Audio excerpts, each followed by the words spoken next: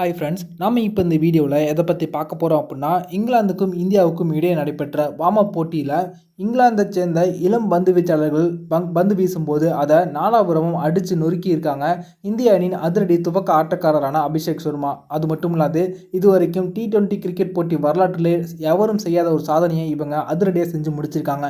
அது பற்றின முழுமையான விவரத்தை பார்ப்போம். இந்தியாவுக்கும் இங்கிலாந்துக்கும் இடையே 5 போட்டிகள் கொண்ட T20 தொடர் தற்போது நடைபெற்று கொண்டிருக்கு. முதல் போட்டியில் இங்கிலாந்து அணி முதல்ல பேட்டிங் பண்ணி 132 அப்படின்ற ஒரு டார்கெட்டை செட் பண்ண போது 13 ஓவர்லேயே அதை சேஸ் பண்ணி இந்திய அணி அதிரடி காட்டினாங்க. அதுலேயும் அபிஷேக் சர்மா 38 பந்துகளில் 79 ரன்களை குவிச்சிருந்தாங்க.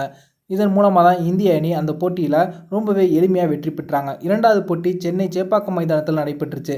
இந்த போட்டியில் 165 அப்படின்ற ஒரு டார்கெட்டை நோக்கி களமிறங்கின இந்திய அணி ஒரு த்ரில்லிங்காக கடைசி ஓவரில் இந்த போட்டியில் இந்திய அணி பவுண்டரி அடித்து வெற்றி பெற்றாங்க. அதுலேயும் திலக் வர்மா அவர்கள் விளையாடிய ஒரு அபாரமான இன்னிங்ஸ் தான் இந்த போட்டியில் இந்திய அணி வெற்றி பெறுவதற்கு அடித்தளமாக அமைஞ்சது.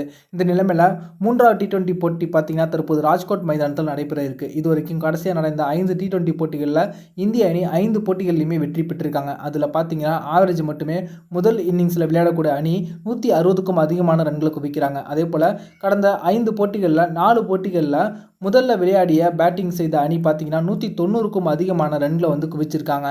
சூரியகுமார் யாதவ் T20 போட்டிகளில் இந்த மைதானத்தில் ஒரு முறை சதமிலாசியிருக்காங்க அப்படிங்கிறது குறிப்பிடத்தக்கது. முழுக்க பேட்டிங்க்கு சாதகமான இந்த மைதானத்தில் தற்போது பார்த்தீங்கன்னா இந்தியாவுக்கும் இங்கிலாந்துக்கும் இடையே ஒரு வார்ம் அப் போட்டி நடைபெற்றுச்சு. இதில் இங்கிலாந்து அணியில் இளம் வேகப்பந்து வீச்சாளர்கள் நிறைய பேர் பங்கு பெற்றாங்க. இதை பார்த்தீங்கன்னா இந்திய வீரர்கள் சரியாக பயன்படுத்தி கொண்டு நாலாபுரமும் பவுண்டரி சிக்ஸர்களுமா அடித்து விளாசினாங்க. அதுலேயும் அபிஷேக் சர்மா இந்த போட்டியில் மட்டுமே பார்த்தீங்கன்னா கிட்டத்தட்ட 12 ஓவர்களை எதிர்கொண்டாங்க. ஒவ்வொரு ஓவரில் இவங்க எதிர்கொள்ளும் போதுமே பவுண்டரி சிக்ஸருமா விளாசி விட்டு 5வது அல்லது கடைசி பந்தில் இவங்க சிங்கிள் எடுத்து தன்னுடைய ஸ்ட்ரைக்கை இவங்க ரொட்டேட் பண்ணிக்கிட்டே இருந்தாங்க. இதனால் பெரும்பாலான ஓவர்களில் இவங்க தான் அதிகமான பந்துகளை எதிர்கொண்டாங்க.